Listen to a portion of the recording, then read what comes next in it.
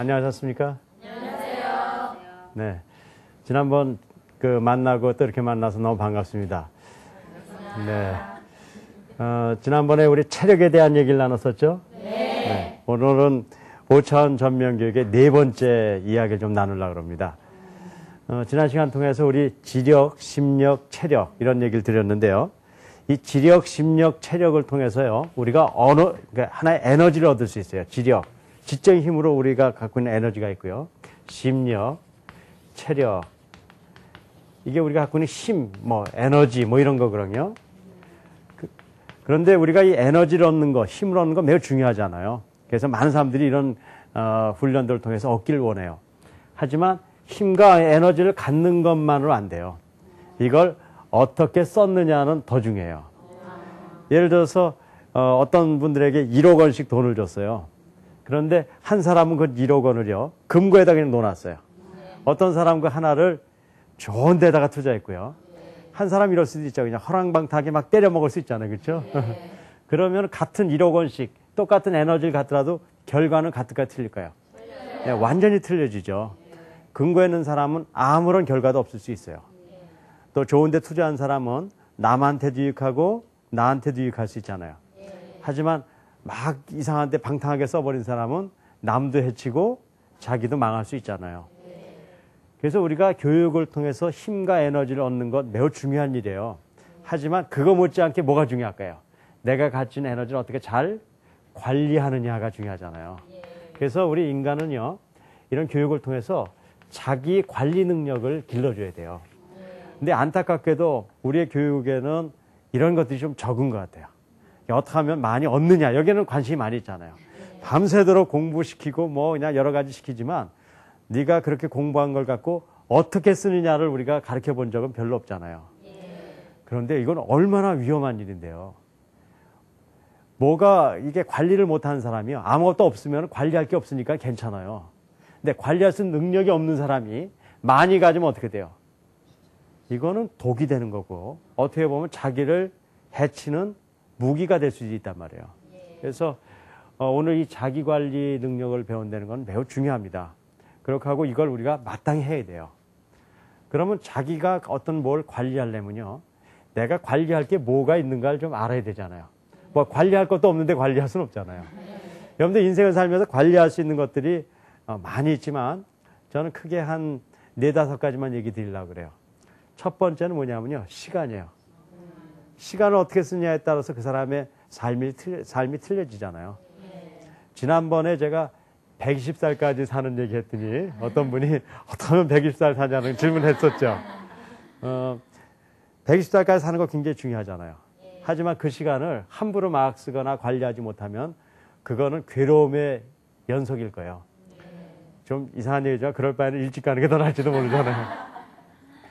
그래서 시간을 관리하는 방법을 배워야 돼요. 또 한 가지 배워야 될 게 있는데요. 또 뭐가 있을까요? 뭘까요? 물질, 돈, 그렇죠? 이걸 어떻게 관리하느냐에 따라서 틀려지잖아요. 요즘 좋은 운동이 일어나는 것 같아요. 이게 부모들이 돈 가진 거를 꼭 자녀한테 물려주지 않고 이제 어떤 사회에 환원하겠다는 얘기들이 나오는데요. 저는 그렇게 생각해요. 자녀들에게 돈을 물려주는 게 절대 나쁘다고 보지 않아요. 하지만 그 아이가 자기 관리 능력이 있어서 그걸 잘 쓸 수 있을 때 물려주는 거는 굉장히 좋은 일이에요. 그렇죠? 하지만 쓸 수 있는 능력 없는데 물려주면 어떻게 돼요? 그 아이를 진짜 망치는 일이에요. 부모가 아이들을 망치는 방법 중에 가장 지름길이 있어요. 그거는 관리할 수 있는 능력 없이 돈을 주는 거예요. 그럼 그 아이를요, 정말 가장 사랑하는 사람이 가장 사랑하는 사람을 어떻게 돼요? 망치게 하는 방법이란 말이에요.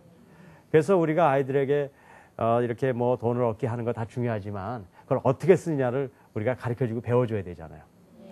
네 번째는 뭐가 있냐면요, 언어예요. 말하는 것들을 우리가 관리할 수 있어야 돼요.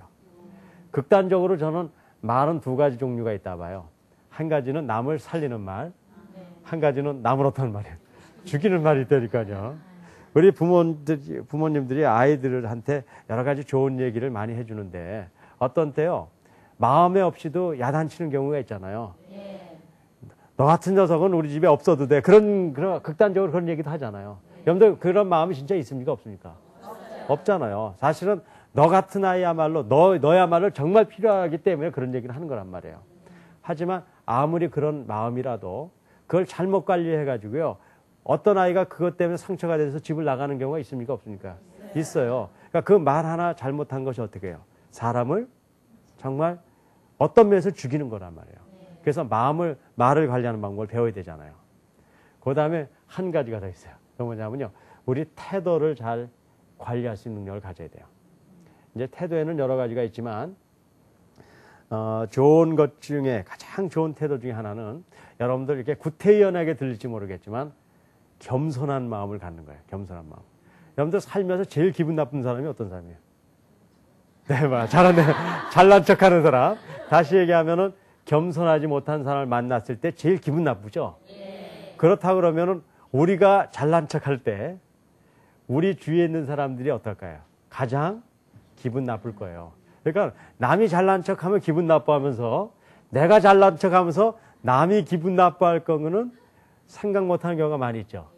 네, 그럴 경우에는 이게 아주 문제가 생긴단 말이에요. 그래서 우리의 태도를 잘 관리할 수 있는 훈련들을 키워줘야 돼요. 실제로 좀 안 된 얘기지만 우리 사람들 모여서 매일 하는 얘기가 뭐예요? 자기 잘난 척하는 거 아니에요, 그렇죠? 그렇게 하고 아이들도 그러니까 어떻게 해요? 그렇게 기른단 말이에요. 하지만 그게 사람들을 가장 기분 나쁘게 하는 일일 수 있단 말이에요. 그래서 이런 말을 관리하는 방법, 또 이제 태도를 관리하는 방법 이런 걸 배워야 되죠. 마지막으로는 뭐 처음에 얘기했지만 진짜 관리 능력은 내가 갖고 있는 에너지를 어디에다 써야 되는 거냐면요. 가치 있는 곳에 써야 된다는 거예요. 실제로 그게 가장 중요한 거 아니겠어요? 에너지를 좋지 않은 곳에 쓰면 그 사람은 그런 사람이 되는 거예요. 그래서 이제 가치 있는 곳에 쓰는 것이 이제 중요하기 때문에 이제 자기 관리 능력이라는 것은 이 5가지 관리를 하는 겁니다.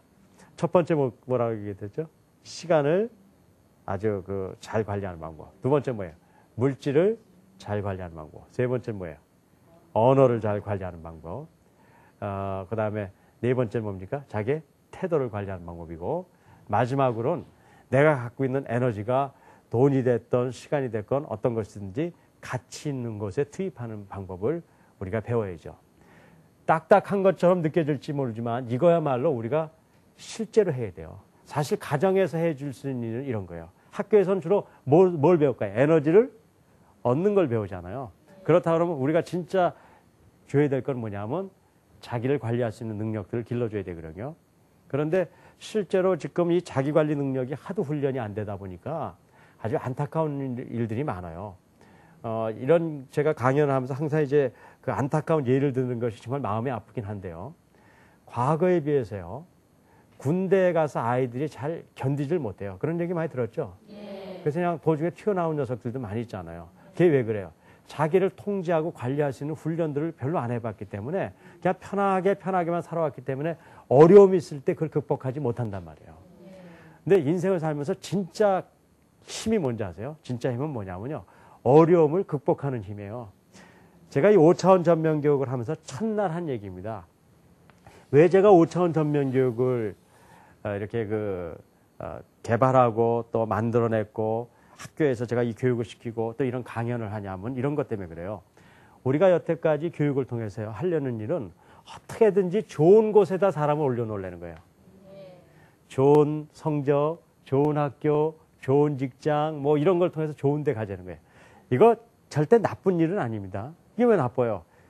괜찮은 일이에요. 해야 될 일이에요. 하지만 문제는 뭐냐면요. 다 이 좋은 곳에 올라가려고 노력하지만 모든 사람이 다 좋은 곳에 갈 수 있나요? 없나요?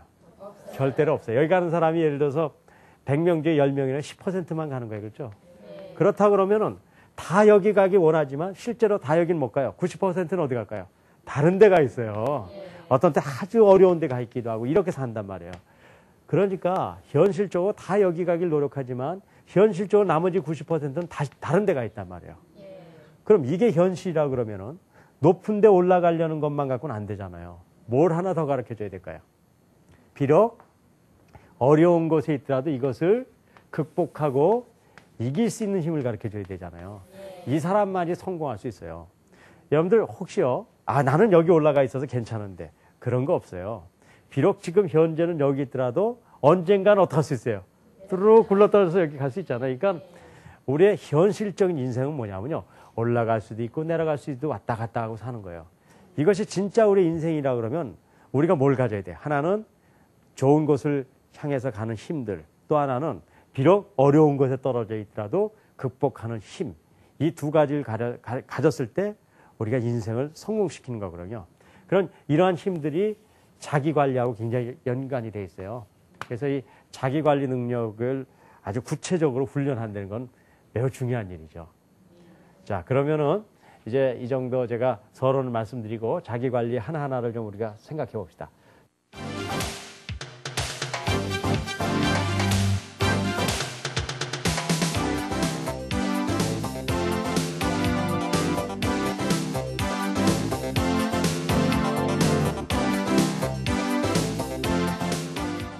처음에 시간 관리, 그렇죠?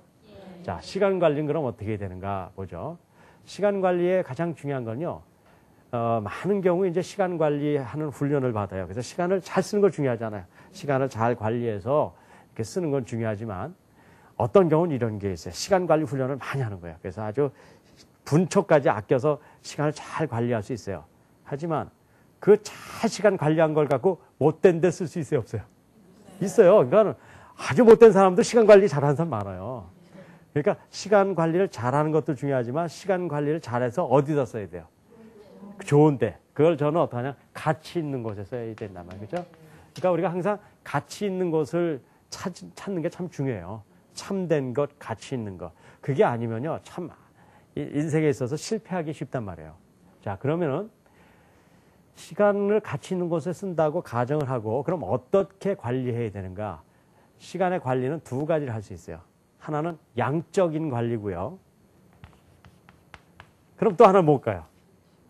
하나의 질적인 관리, 그렇죠? 이 두 가지를 우리가 관리하는 방법을 배우도록 합시다. 시간 관리의 양적인 면은 이런 거예요. 우리가 모든 사람이 몇 시간씩 하루에 살죠? 24시간을 살잖아요. 근데 실제로 그렇게 보이지만 그 현실로 들어가면 그렇게 사는 사람 없어요. 어떤 사람은요, 24시간 살면서요, 열대 몇 시간 사는 사람도 있어요. 그런 사람 있잖아요. 매일 잠이나 자고 뭐 하면은 뭐 사는 시간이 별로 없는 거 아니에요. 그렇죠? 어떤 사람은요, 그 24시간을 더 쪼개서 정말 24시간 닿게 쓰는 사람이 있고, 어떤 사람은 25시간, 6시간 쓰는 사람처럼 보이는 사람이 있잖아요. 그게 양적인 면인데 그게 왜 그런가 보자는 거예요. 그 이유가 있어요. 우리가요, 그냥 이렇게 시간이라는 걸 생각하지 않고 살면은요, 다 시간을 쓰는 것 같지만 실제로 시간을 그렇게 쓰지 않는다는 거예요. 이런 그 실험을 해볼 수가 있어요. 여러분들이 아침부터 일어나가지고 내가 했던 일들을 기억해 놓고 그게 얼마인가를 이렇게 적어보는 거예요. 아침에 일어나서 예를 들어서 세수를 했다. 만약 예를 듭시다. 그럼 15분간 했어요. 그 다음에 이제 아침 식사를 했어요. 아침 식사를 했는데 예를 들어서 17분간 했다. 그 다음에 이제 출근을 하는 길에 버스를 탔는데 45분을 이렇게 타고 갔다. 그래서 내가 한 일들을 쭉 적어보는 거예요. 그러고 시간을 적었어요. 그럼 다 적어보면 맨 뒤에 몇 시간이 나와야 돼요? 하루에 24시간. 뭐 이 중에는 잠자는 시간, 뭐 7시간 30분 뭐 이렇게 있다고 봅시다. 그럼 24시간이 나와야 되잖아요. 그런데 제가 이 실험을 많은 사람들하고 해보잖아요. 그럼 24시간 나온 사람은 거의 없어요. 어떻게 나올까요? 21~2시간 나와요. 그럼 2~3시간은 다 어디로 갔어요? 어디로 갔는지도 모르고 없어진 거예요. 한 예를 들게요. 우리가 만약에요, 여러분들 박세리 아시죠? 네, 박세리가 이제, 요번에 이제 골프를 해서 이제 우승할 것 같다 그래요. 그럼 7시 반에 골프를 시작한다 그러면 우리가 그걸 보기로 결정하잖아요. 그럼 7시 반에 박세리가 하는 골프가 시작을 하는데 7시 반에 딱 가서 앉는 사람이 있을까요? 없을까요? 절대 없어요. 몇 시부터 가서 앉아요? 한 7시부터 가서 앉아가지고 이제 식사하고 앉아가지고 그때 광고 많이 해요, 안 해요?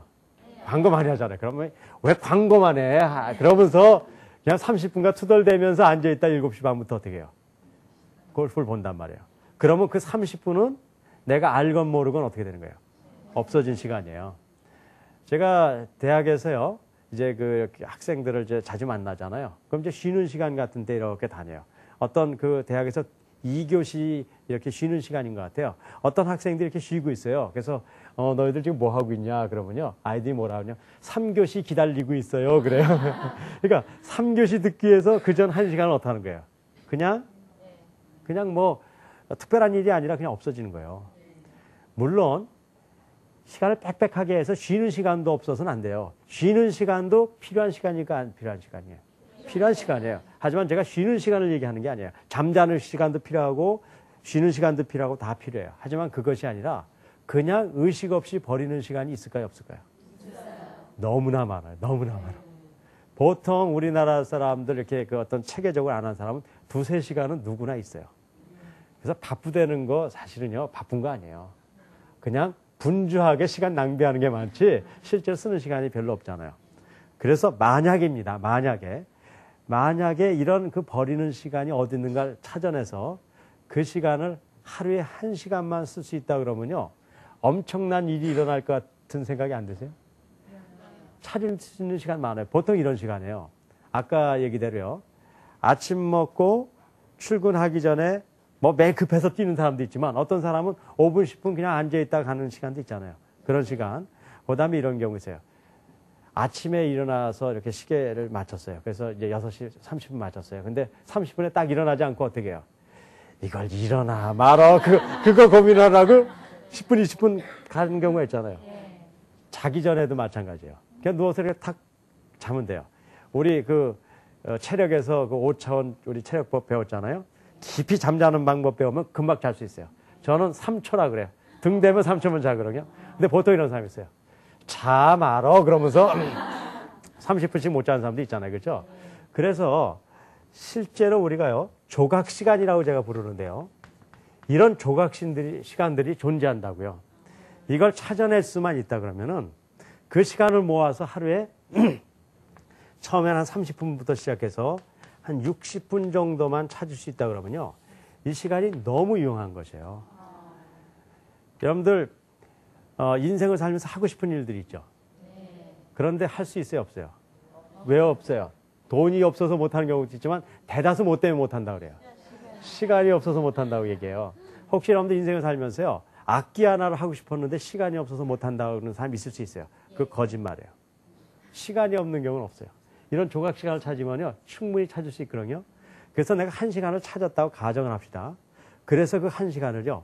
매일매일 내가 배우고 싶은 예를 들어서 뭐 바이올린을 한번 하고 싶었는데 그걸 1시간씩 하면요. 1년만 지나면 그 사람은 바이올린에 뭐가 될까요? 전문가가 될 수 있어요. 여러분들 영어라든가 외국어 같은 거 하고 싶잖아요. 근데 시간이 없어서 못할 수 있잖아요. 거짓말. 이런 조각 시간을 찾아서 하루에 60분씩이요. 예를 들어서 뭐 꼭 영어일 필요 없어요. 예를 들어 일본어를 배우고 싶은 사람이 있는데 하루에 1시간씩 이 조각 시간을 찾아서 1년만 일본어를 하면요. 그 사람은 일본에 가서 살 수 있을 정도로 일본어를 할 수 있어요. 그러니까 우리가 일반적으로 시간의 양에 있어서 양이 없는 거로 생각되지만 아니라는 거예요. 그걸 찾는 훈련을 하는 사람들. 그 사람들은 시간에 대해서 굉장히 관리를 하고 사는 거죠. 이제 그런데 이런 것들이 훈련들을 통해서 가능해요. 우리 어린 때부터 이렇게 시간을 잘 훈련하면은 이런 조각 시간들을 찾아 쓸 수 있어요. 여러분들도 마찬가지예요. 하다못해요. 자동차 타는 시간만 이용하겠다고 생각해서 정말 그걸 이용하면요. 그 시간에도 엄청난 일이 가능하다니까요. 저도 이렇게 테이프 같은 거 듣고 싶은 것들이 있어요. 시간을 내서 절대 못 듣는단 말이에요. 그럼 자동차 탈 때 20-30분 듣는 시간이 별거 아닌 것 같죠? 정말 듣기 시작해보면요. 이렇게 많았던 양이 어느 날 다 없어져 버린단 말이에요. 그래서 시간의 양을 바꿔야 된다는 것들을 여러분들 이해했으면 좋겠어요. 그럼 또 하나가 뭐가 있을까요? 질을 바꿀 수가 있어요. 질은 이런 거예요. 똑같은 시간을 쓰더라도 사람마다 결과가 다르게 나와질 수 있다는 거예요. 자, 그 예를 제가 들어볼게요. 제가 중국에서 연변과학기술대학이라는 데서 제가 부총장을 이제 한 2-3년 했습니다. 거기 있을 때, 거기는 우리 조선족 학생들, 우리 동포 학생들이 와서 교육을 하거든요. 근데 그 학생들은 중국에서요, 중국어는 잘하잖아요. 그죠? 그 다음에 이제 한국어는 중국의 경우에 동포들에게 한국어는 어느 정도 좀 배워 있어요. 하지만 또 저쪽 너무 외진데로 가면 이렇게 조금 못하는 데도 있고요. 또 중국 학교를 다니면 한국어를 잘 못하죠. 그런데 이제 저희 학교는 영어를 사용해요, 주로요. 왜냐하면 외국에서 이제는 교수들이 와서 그 학교를 했기 때문에 한 10개국에 와서 우리가 교육을 했거든요. 그래서 학교에서 언어를 3가지 사용해요. 한국어 시간, 한국어를 쓰는 수업 시간, 중국어를 쓰는 수업 시간, 영어를 쓰는 수업 시간을 가져요. 그런데 우리 중국에 있는 우리 동포들은요, 이 영어를 배울 기회가 별로 없어요. 주로 일본어를 배웠더라고요. 그런데 우리가 영어로 수업을 하니까요, 영어를 하기가 어렵잖아요. 그래서 처음에 들어오면 영어를 굉장히 많이 시켜서 영어로 수업을 듣게끔 해요. 그런데 영어를 한 번도 안 배운 애들이 그렇게 하면요, 영어로 수업을 들을 수가 있어요. 그러니까 참 안타깝죠. 우리는 영어를 한 10년 이상 공부해도 영어를 못 하잖아요. 근데 이게 가능해요. 그래서 제가 지난번 시간에 5차원 영어 학습법이라는 걸 여기 강의를 했습니다. 그래서 영어를 아주 짧은 시간에 극복하고 익힐 수 있는 방법을 말씀드렸는데, 어쨌든 이제 이런 교육을 했는데요. 그래서 이제 우리는 영어 공부를 가리키는 시간이 굉장히 많아요. 그때요, 영어를 가리키는 시간을 잘 배열을 해야 되잖아요. 그래서 우리가 4학기를 하기로 이렇게 결정을 했습니다. 영어 공부를요. 그러니까 많이 하는 거 아니에요. 4학기나 하니까. 그런데요, 이건 한 예를 드는 거예요. 어떤 분은요, 이렇게 가르치자고 얘기를 했어요.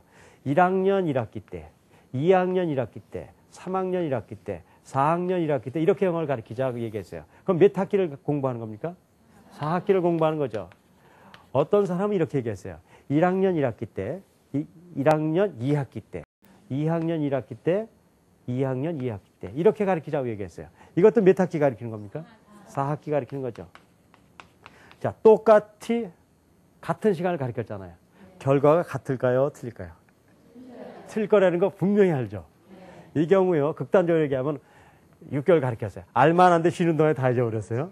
그 다음에 새로 가르쳤는데 알만한데 잊어버리고, 이래서 4학기라는데 아무것도 못 얻을 수 있잖아요. 하지만 이렇게 집중적으로 가르치면은 잘할 수도 있어요. 거꾸로일 수도 있죠. 집중적으로 안 해가지고 못할 수도 있고, 어떤 애는 이 동안에 이렇게 알았는데 쉬는 동안에 더 열심히 해서 더 잘 알고, 어쨌든 결과는 어떻게 되건 간에 2개의 결과가 다를 거라는 걸 알잖아요. 바로 이건 뭐냐면요, 시간이 동일한 시간이라도 어떻게 쓰느냐에 따라서 질이 바뀐다는 거예요. 그 질이 바뀌는 것 중에 가장 중요한 건 뭐냐, 분포. 이렇게 어떻게 배열했느냐에 따라서 시간이 바뀌어요. 이 얘기는 뭐냐면요, 국어, 영어, 수학 1시간씩 공부하는데, 국어, 영어, 수학 이렇게 공부하는 거하고 영어, 국어, 수학 공부하는 것이 결과가 같다는 거예요? 틀리다는 거예요? 틀리다는 거예요. 그럴 때 어떤 시간을 쓸 때요, 어떤 순서를 쓰느냐에 따라서 결과가 달라져요. 그럼 어떤 순서가 우리한테 좋은 순서일까요? 그건 사람마다 어떨까요? 달라요. 어떤 아이는요, 자기가 혼자 스스로 하는 아이들은 이렇게 가르쳐 주는 게 좋아요. 그렇죠? 하지만 혼자 하는 애들은 어떻게 하는 게 좋아요? 이렇게 집중적으로 가르치는 것이 더 나을 수도 있다고요. 또 뭐 결과에 따라서 다를 수도 있죠. 그런 의미에서 우리가 시간을 쓰더라도요, 그냥 주어진 시간이니까 막 써야 된다, 우리가 그렇게 의식 없이 살아왔는데 그렇지 않다는 거예요. 시간 하나만 보더라도 어떻게 쓸 수 있냐면 그 시간을 어떻게 분포하느냐 따라서 완전히 달라질 수 있어요. 최근에 저는 이제 한국의 교육 개혁에 대해서 어쨌든 좋은 방법으로 가야 되거든요.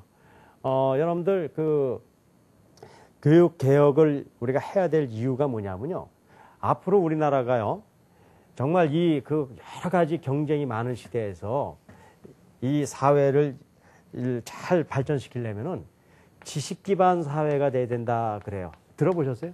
우리가 지식이 기반이 된다. 옛날에는 지식 기반이 아니었어요. 산업 기반이에요. 많은 산업체가 있으면은요, 그 산업체 때문에 국가가 이렇게 잘 살 수 있단 말이에요. 그런데 요즘 컴퓨터, 그렇죠? 그 다음에 인터넷 이런 걸 통해서 지식이 모든 사람들에게 공유될 수 있게 됐단 말이에요. 그런 시대에서는 지식이 직접적으로 뭐가 되냐면요, 우리의 부가 돼요. 옛날에는요, 땅이 있고 공장이 있고 뭐 돈이 있고 그래서 그거 갖고 뭘 만들어야 돼요. 그걸 막 돌려야지 돈이 생기잖아요. 그렇죠? 요즘은 그런 거 없어요. 땅도 없어도 되고 돈도 없어도 되고, 그 다음에 무슨 다른 거 없더라도, 노동력 같은 거 없더라도 어떤 거예요? 지식이 있고 아이디어가 있고 그러면 뭐가 와요? 저절로 돈도 들어오고 땅도 오고 사람도 오게 된단 말이에요. 그래서 이 지식 기반 사회가 돼야 되는데, 이런 지식 기반 사회가 되려면 뭐가 돼야 되냐면요, 지식을 잘 활용할 수 있는 능력을 가져야 되잖아요.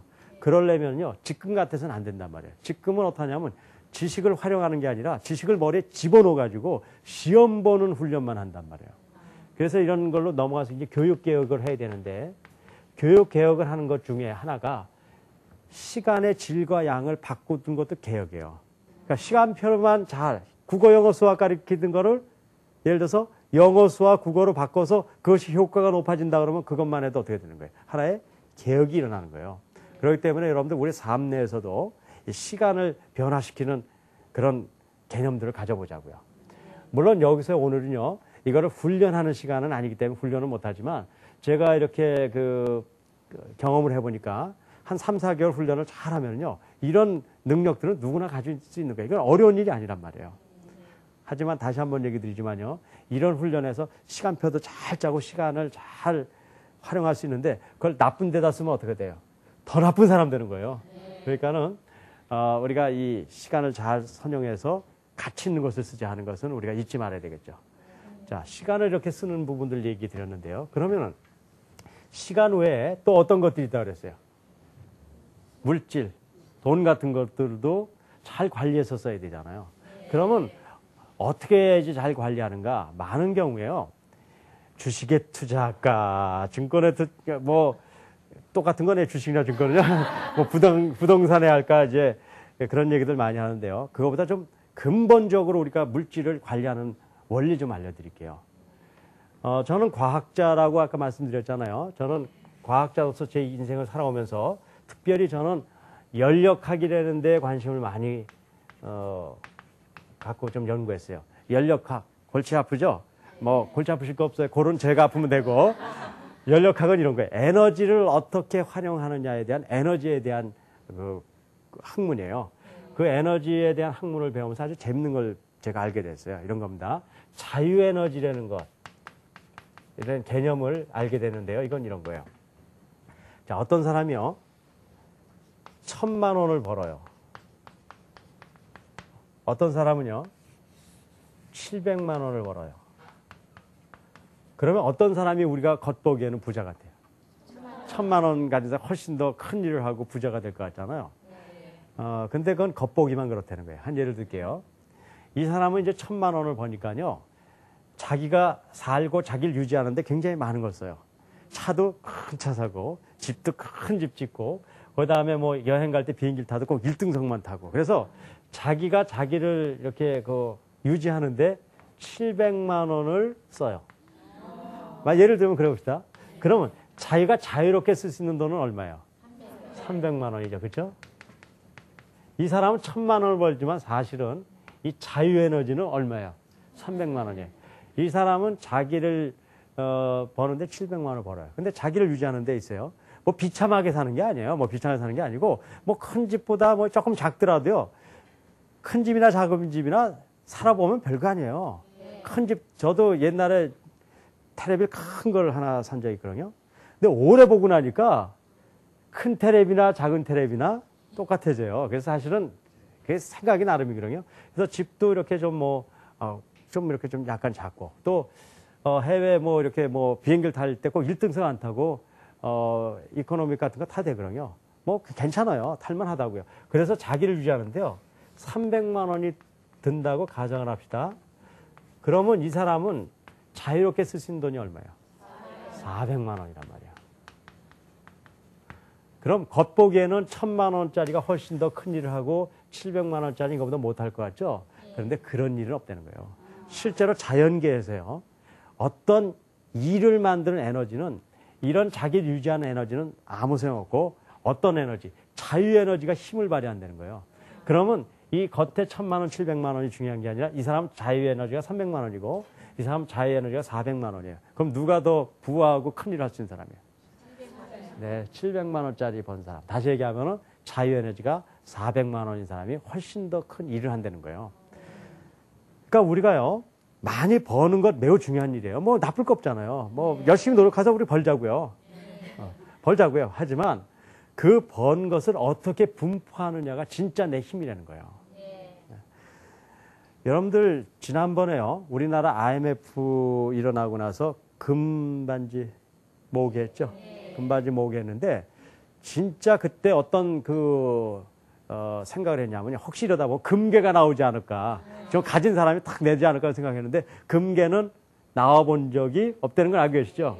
전부 우리 서민들이 이렇게 뽑은 반지였단 말이에요. 그렇죠? 여러분들 그게 에너지란 말이에요. 아무리 금괴가 있더라도 그것을 자유롭게 쓸 수 있는 에너지가 아니면 그건 뭐예요? 없는 거나 마찬가지예요. 여러분들 땅도요. 100만 평을 가지고 있어요. 뭐 산도 많아요. 그런데 매일 자기 집에서요. 이 산에 대한 서류만 이렇게 챙기는 사람하고 이거 내 땅은 아니지만 여기 매일 등산 가서 야호야호하고 건강하게 하는 사람하고 어떤 게 진짜 주인일까요? 이 사람이 진짜 주인이에요. 여러분들 자기 진짜 재산이 뭔가 알려드릴게요. 여러분들 죽을 때까지요. 벌어놓은 게 자기 재산일까요? 아니에요. 죽을 때까지 자기가 쓴 돈이 자기 재산이에요. 조금만 깊이 생각하면 알 수 있어요. 내가 쓴 거 외에 그게 내 재산인 게 어디 있어요? 없어요. 혹시 뭐 물질 얘기하다 좀 멀리 간 것 같은데요. 이제 우리가 물질을 많이 모아놓잖아요. 많이 모아놓다 보면 결국은 누구한테 이렇게 가야 돼요? 우리 자식한테 가야 되잖아요. 이 물질이 자식한테 가는 방법은 두 가지가 있어요. 한 가지는요. 끝까지 버티고 있다가 숨 끊어지면서 뺏기는 방법. 네. 그러니까 주로 사람들이 그걸 택해요. 끝까지 버티다가. 그 다음에 하나 방법은 이런 거예요. 아이들에게 좋은 곳에 힘을 기르기 위해서 투자해서 뺏기는 게 아니라 내가 나중에 남아오는 걸 그 아이가 연습해서 좋은 곳에 쓰는 방법. 네. 아주 극단적으로 얘기하면 좋은 방법이 그거고, 좋은 방법은 끝까지 버티다가 나중에 그냥 딱 숨 끼자마자 뺏겨버리는 거예요. 그러니까 그 중에 하나를 택하는 겁니다. 그러니까는 얼만큼 있냐가 아니라 얼만큼 자유에너지를 갖느냐가 중요한 거거든요. 이런 그 개념을 갖는다면요. 우리가 물질을 쓰는 데서도 상당히 자유로울 수 있어요. 우리는 물질을 모아야 돼요. 나쁜 건 아니에요. 모아야 되지만 궁극적으로는 어디다 쓰느냐의 문제하고 쓸 수 있는 자유에너지를 확보하느냐가 우리가 가장 중요한 거거든요. 그래서 다 누구나 노력한다고 다 벌 수는 없는 겁니다. 벌 수 있는 사람이 있고 또 조금밖에 못 버는 사람이 있어요. 하지만 조금밖에 못 벌더라도 인생은 가치 있게 살 수 있는 분명한 방법들이 현재적으로 존재한다는 거예요. 이제 이런 것들을 우리가 자꾸 이렇게 공부하고 또 이렇게 생각하고 그러면요. 이런 방향으로 나갈 수 있는 거예요. 자, 시간이 많지 않아서 이제 다음으로 넘어가겠대요. 여러분들 이 재산 관리에 관심이 많을 거라고 보지만 오늘 여기서 끝냅시다. 세 번째는 제가 뭘 얘기했죠? 언어 관리. 언어 관리는 극단적으로 제가 살리는 말과 무슨 말이 있다고 그랬어요? 죽이는 말이 있다고 얘기했잖아요. 그럼 우리는 어떤 말로 해야 돼요? 살리는 말을 해야 된단 말이에요. 그럼 살리는 말이 뭔가를 알아야 살리는 거 아니에요? 살리는 말은요, 쉽게 얘기하면요, 격려하는 말이에요, 격려하는 말. 근데 요거보다 더 앞에는 뭐냐면요, 필요한 말 해야 돼요. 요거보다 더 중요한 건 말이에요. 더 중요한 건요, 그 참된 말이에요. 이런 거 있잖아요. 격려한다고 그래서 어떤 아이들에게 자꾸 거짓말 하는 경우가 있어요. 하면 된다 그런 얘기 하잖아요. 여러분들 그렇게 거짓말 하면 안 돼요. 하면 되는 일도 있지만 못 있어요. 하면 안 되는 일도 있는 거예요. 그래서 우리가 자신의 인생을 살면서요. 정말 살릴 말은 진짜를 얘기해 주는 거예요. 하지만 왜 진짜로 하지만 이게 필요한 말이라냐면요. 아무리 진짜로 참된 말이라도 해야 될 때가 있고 어떨 때가 있어요. 하지 않아야 될 때가 있어요. 그러니까 어떤 아이가요. 물론 잘못하고 있어요. 우리 아이들이 잘못하고 있어요. 그럼 그것이 참된 거예요. 잘못했다는 게. 하지만 그 말을 해야 될 때가 있고 어떻게 해요? 안 해야 될 때가 있어요. 기다려줘야 될 때가 있는 거예요. 제가 세인고등학교를 운영하면서요. 많은 아이들을 이렇게 보면서요. 제일 안타까운 아이가 뭐냐면요. 부모와 선생님으로부터 상처받은 애예요. 사실 그거는요. 치유하기가 너무너무 어려운 거예요. 우리가 아이들하고요. 이제 교육을 하면서 아이들에게 우리 사랑을 보여주려고 노력해요. 우리가 얼마나 너희들 사랑한가. 뭐를 없애려고 해요. 상처를 없애보려고 노력을 한다고요. 그런데 아이들이 잘 안 믿어요. 어떻게 생각하냐면요. 지금 믿어요. 이제 지금 벌써 2, 3년 흐르니까 우리 마음을 알아요. 근데 처음엔 안 믿었어요. 왜냐하면 이렇게 지금은 위하는 것처럼 하지만 지금 괜히 좋은 상태니까 그렇지 조금만 화나면 그 다음에 어떨 수 있어요. 마각을 들어서 또 야단치고 또 아이들에게 그럴 거라는 것을 많이 그렇게 당해왔으니까요. 그래서 우리가 필요하고 참된 말이라도 기다려주고 필요할 때 쓰는 것들이 중요하단 말이에요. 그런데 그 말이 어떻게 해줘야 돼? 격려해줘야 된단 말이에요. 사실 이 원칙을 지켜야 돼요. 어떤 사람은요, 아주 옳은 말인데, 옳은 말을 통해서 사람이 어떻게 돼요? 가슴에 못을 박아버리잖아요. 그거 살리는 말 아니에요, 옳은 말이라도. 이제 그런 것들 여러분들 염두에 두시고요. 그러면 이제 이런 것들을 해야 되는데, 어떻게 해야 되느냐가 참 중요해요. 어떻게 해야 되는가? 어떻게 이 언어를 써야 되는가? 언어를 쓰는 방법은 그냥 간단히만 설명드릴게요. 이건 어디에도 연결돼요. 글을 쓸 때도 연결되고 말할 때도 연결되는데요.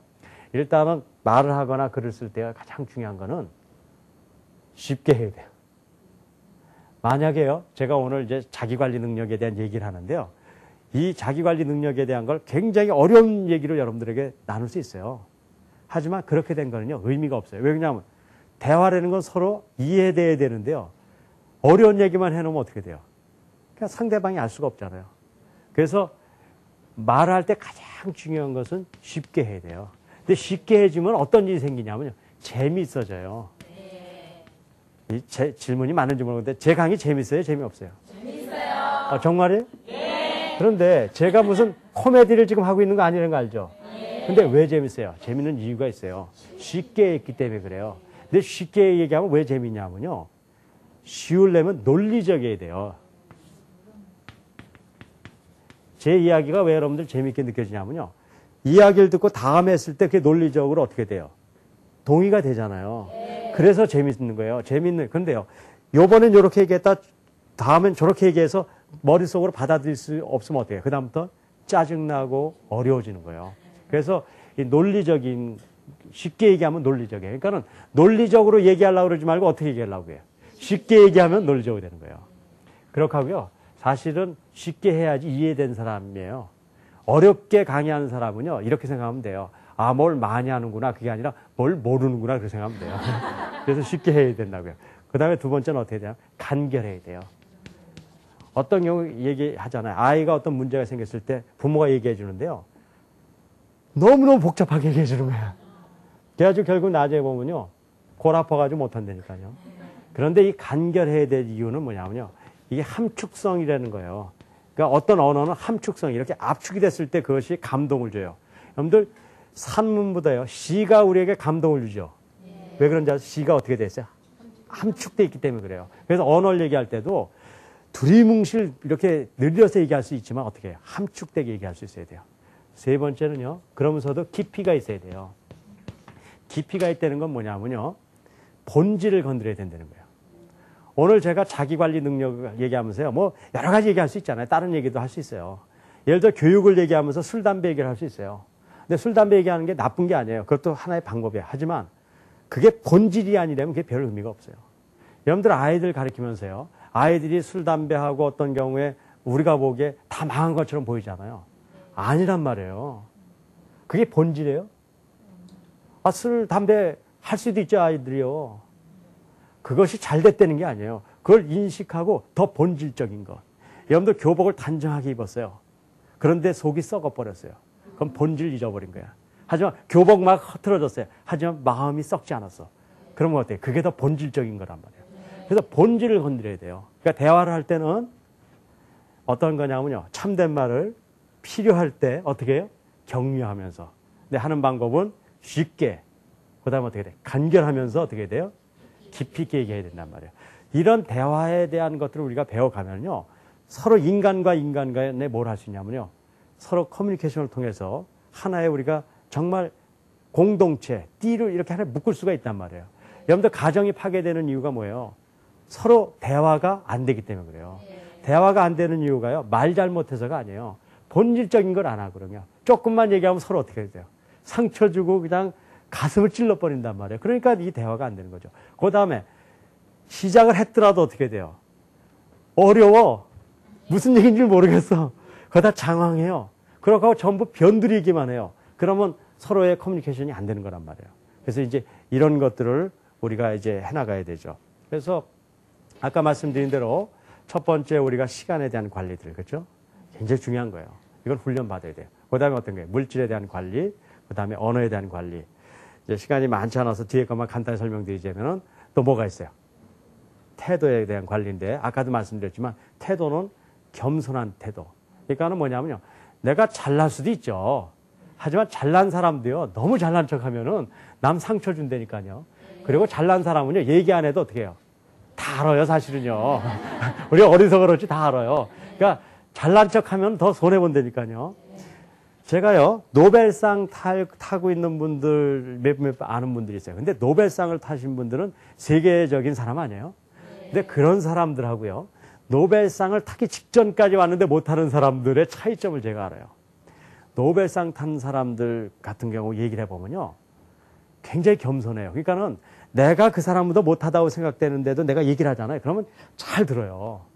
근데 노벨상 타기 직전에 와 있는 사람은 내가 사실 더 많이 하는 것 같은데 얘기해도요, 안 들어요. 자, 봅시다. 노벨상을 타기 직전의 사람이 이런 아주 좋은 이런 능력을 갖고 있어요.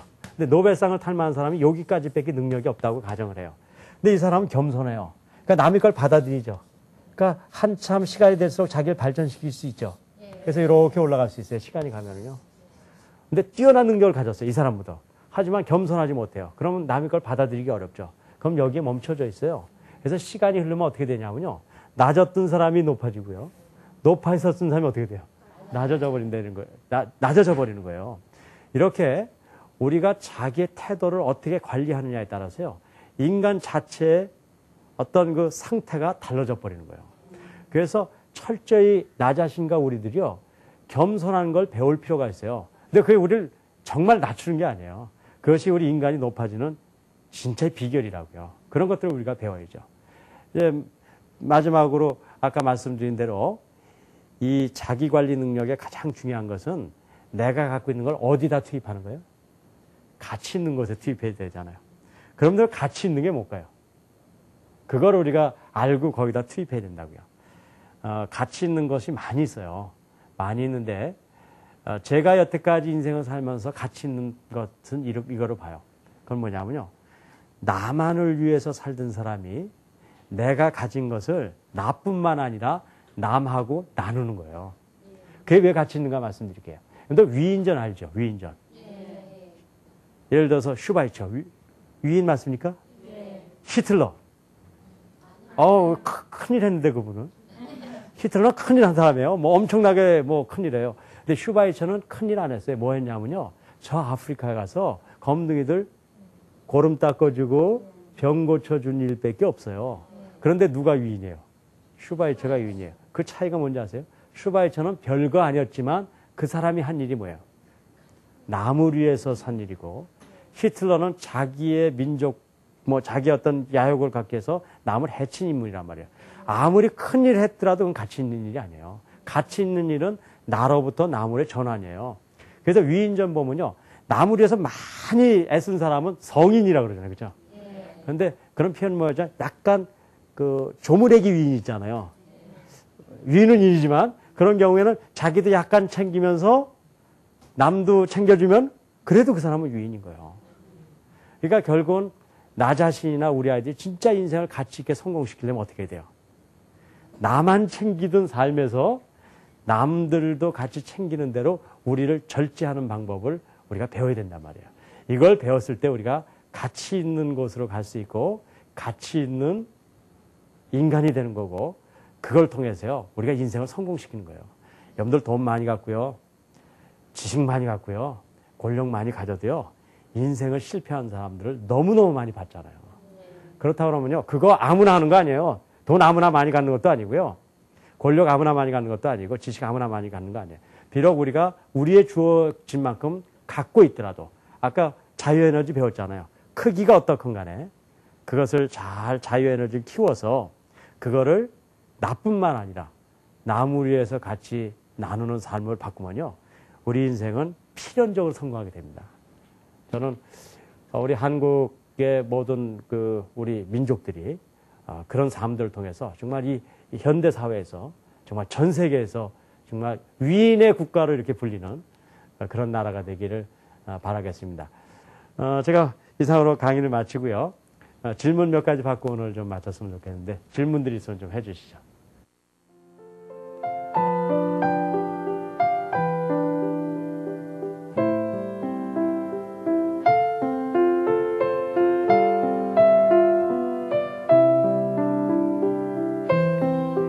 말씀 잘 들었는데요.